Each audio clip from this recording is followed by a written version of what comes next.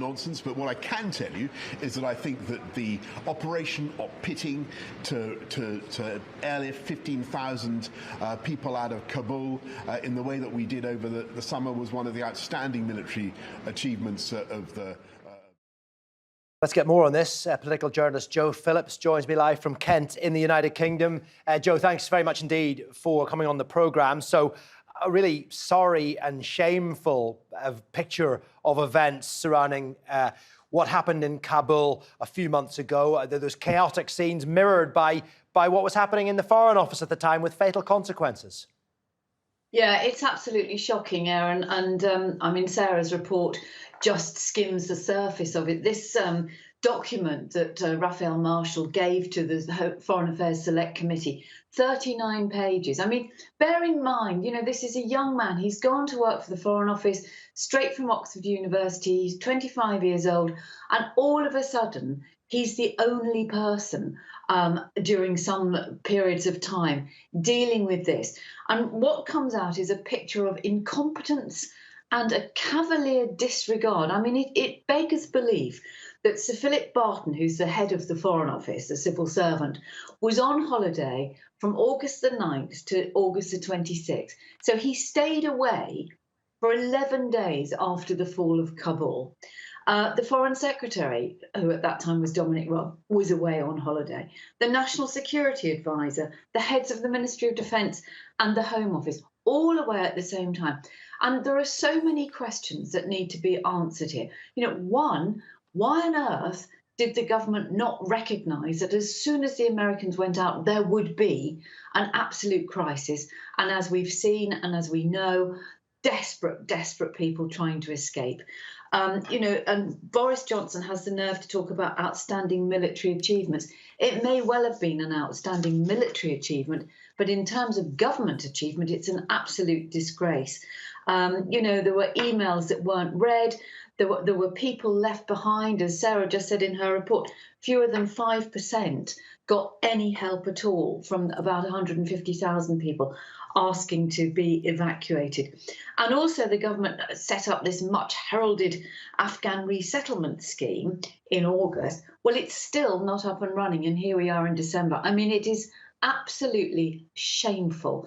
But, you know, whether any heads will roll remains to be seen.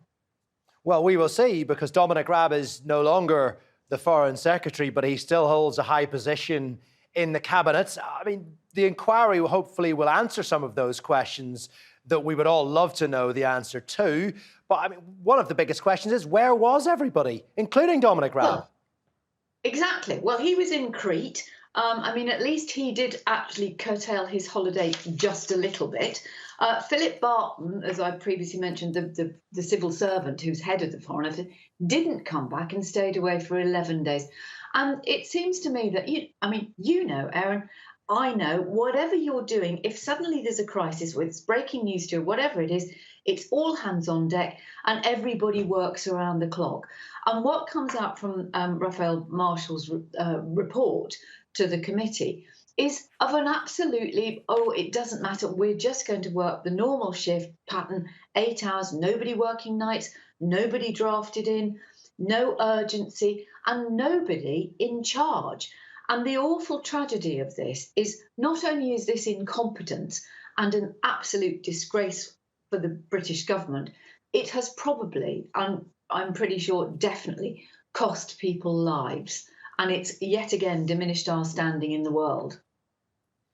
Well, Mr. Raab said at the time that lessons would be learned, but that he maintained the UK had done a good job compared to other countries. Well, that has clearly been proven to be incorrect. You mentioned incompetence.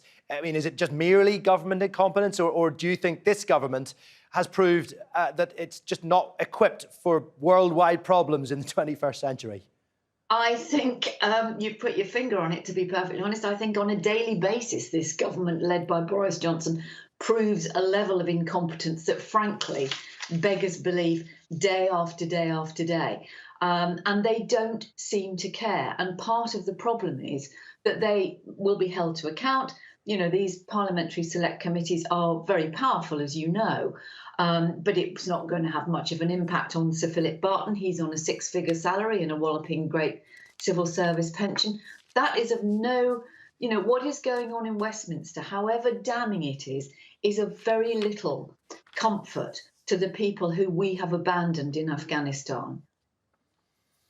Yeah, it's a shameful series of events. Jo, we thank you very much indeed for your time.